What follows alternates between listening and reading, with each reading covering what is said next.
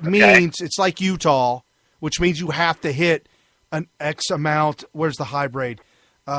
State will follow some of the forms of winner take all, but you have to get X amount of delegates to even qualify. Well, some of them are 15% and some of them are 20%. If New York is the 20%, which I don't think you can figure that out right now, but if it is, then Cruz is in big trouble because that could end up leading to a Trump take-all. Right. Because he won't even qualify for delegates if it's 20%. If he ends up only taking 12%. And think about it. New York, I don't know, it's kind of even the Republicans are kind of left-leaning a little bit in New York. That being said, I mean, Cruz is a cowboy as far as they're concerned. When they call out New York City. Well, no, you're thinking of Texas. Texas does that. Well, Texas doesn't like New York. Right, that's where Cruz is from. Right, but what I'm saying is Texans say New York City. Texas. New York doesn't like Texas because they're reciprocating the hatred. Yeah, that's all I'm saying. Right, I'm saying it's reciprocal. Right. Yeah, no, definitely. So when Texas makes fun of New York City's like, what? You guys are making fun of us? Oh, hell no. Oh, no, you did. Yeah. So Trump has in Texas, Trump has a plus, where did that go? Plus 52, plus 52. He's at 64% in New York, and Cruz is at 12. Oh, wow. If that gets any worse, he won't win any delegates at all. The Pundit Daily says that according to the polls, Trump is poised to take all 95 delegates in New York in the primary. 95. That seems like that would put so much of a hurt on Cruz. I mean, he's going to have to win several states to offset that, and that doesn't even count gaining on him. He needs to gain on him. So he needs to gain, but the other problem is California. So what the numbers look like there? It ain't good. What's it say? I said it ain't good. Wow. Here it is. I would California too. Well, there's different polls, and the Kasich still being in it kind of causes a problem. They're saying Kasich's at 17% in California. But that's a chunk. That's definitely a chunk. Oh, yeah, but they're giving all three polls, two polls, landslide poll and Smith-Johnson research, and then the average. They give Trump plus 16, plus 5. And the average is plus 10.5. Plus 16 in California, huh? Right. So, that doesn't really say the whole story because, and from what I understand, I thought that New York is, wow, if he could win all 95, it is so over. But I just assume that New York is just partial. Right, yeah. But I forgot about the qualifying rules. So, and even if it was partial, the fact that he has so many more percentage, even if it ends up being partial, I mean, you're not gaining ground when you're giving up delegates like that. No, no, absolutely not. And by the way, for those of you that don't know, and there are people that probably listen to me that probably get the same emails, I signed up for some sort of a newsletter volunteer situation for Ted Cruz. So I get blown up every once in a while on the email about calls for action. You know, can you donate money here? Can you volunteer there? Hey, Cruz is coming to a rally here. Make sure you attend, that type of thing. Right. After the last primary, I got the saddest email from them. It was pretty much something to the effect of, it's not over yet. I know it almost is, and it's not looking good. But don't quit on us yet. Don't quit. So don't Okay, so check this out. Arizona is coming up March 22nd. Arizona, there's 58 delegates, and they're definitely saying Trump is a huge winner for not winner, but Arizona's over. Arizona, who is it? Sheriff. What's that sheriff's name from Arizona? Joe Arpaio. Okay, so he's already completely endorsed Trump in Arizona. Right, and that's a winner-take-all state. And they have the immigration problem in Arizona. Yeah, it's absolutely huge. Huge. And so the Republicans and conservatives, even people who are so conservative that they're like, man, I really like Cruz because he's a constitutional conservative, even those people are like, well, that may be true, but man, we are getting obliterated by the illegals in this situation. So I'm going to have to go with Mr. Wall, Mr. YUUG, right. Terrific, wonderful, best wall you've ever seen. Right. So okay, that's the issue. Okay, so that's what's coming up is Arizona, and then the same day as Utah. Arizona's 58 delegates. That's winner take all. So Trump's going to get that. Then Utah is 40 delegates, but it is the qualifying threshold is 15%.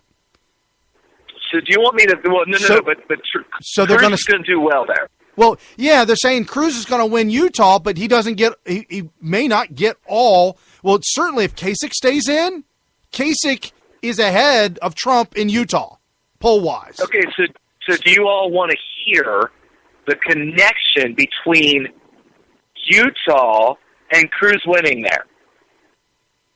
Glenn Beck. Right, but what does Glenn Beck have to do with Utah? Mormons. They're Mormon. Mormons. So that's the connection. The connection to Utah is that Glenn Beck, even though he's currently residing in Texas, he has taken up the Mormon religion, and everybody knows it. He wears his Mormonism on his sleeve, which is fine. There's no problem with that. Right. And Utah has Salt Lake City, and Salt Lake City is the Mecca, if you will, of the Mormon religion.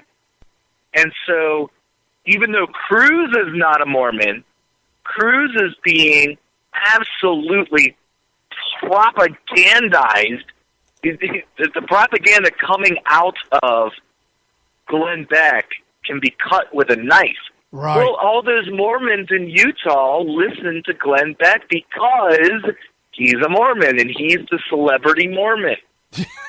Yes, he's a celebrity Mormon. So that's the connection. That is correct. He's the token Mormon guy on the radio. Wow. Okay, so that's the connection. So right after that, we've got Wisconsin, which nobody's really polled that recently. The recent polls are in February, and since then nobody's really.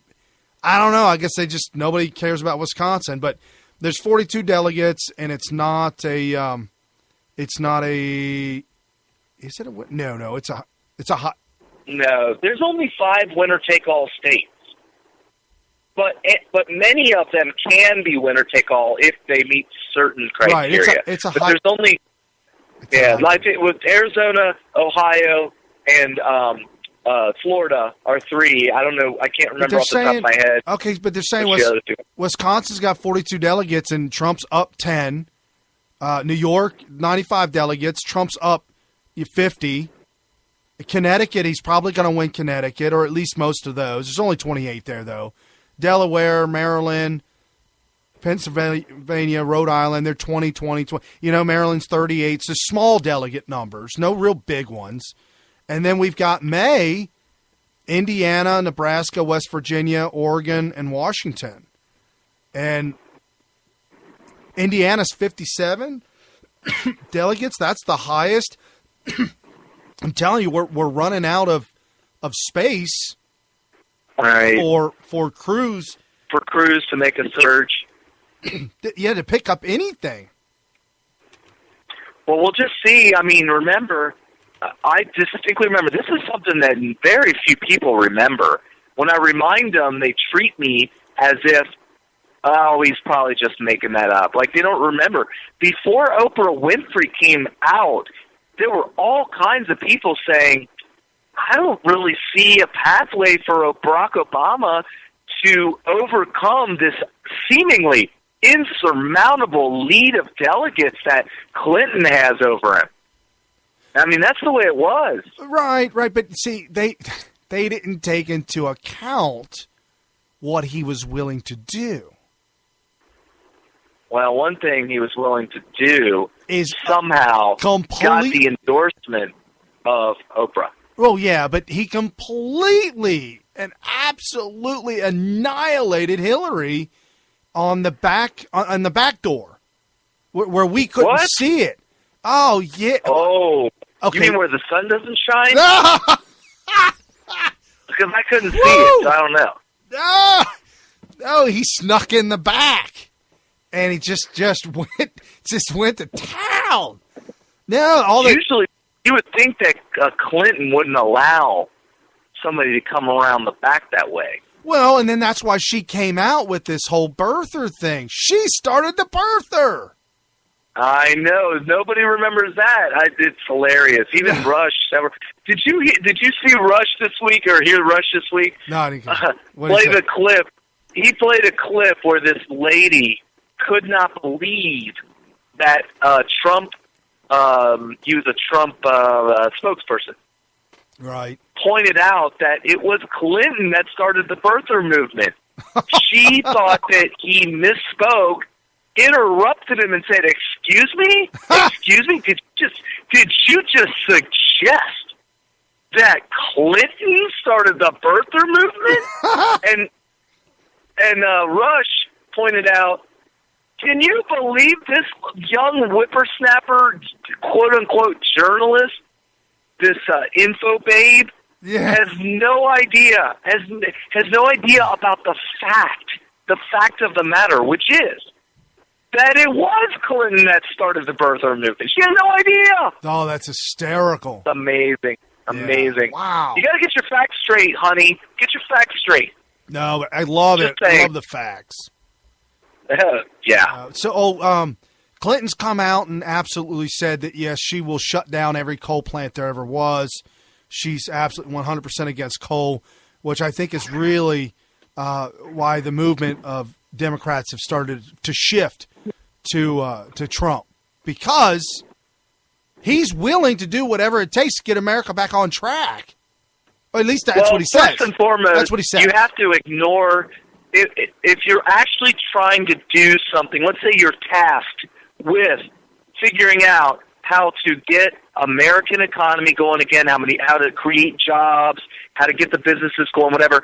The first and foremost thing you have to do is take off the table and blatantly ignore the fraud that is global warming. Right. If you're not willing to start by ignoring the fraud, then, what are you going to do? You have to, you have to accept the fact, and it is a fact, that global warming is a fraud. Once you can get there, then everything is all downhill from there. And when I mean downhill, I mean uphill as far as the economy and all that goes. Right. And I believe that Trump is going to do that. I believe Trump is going to see, global warming for what it is and ignore it.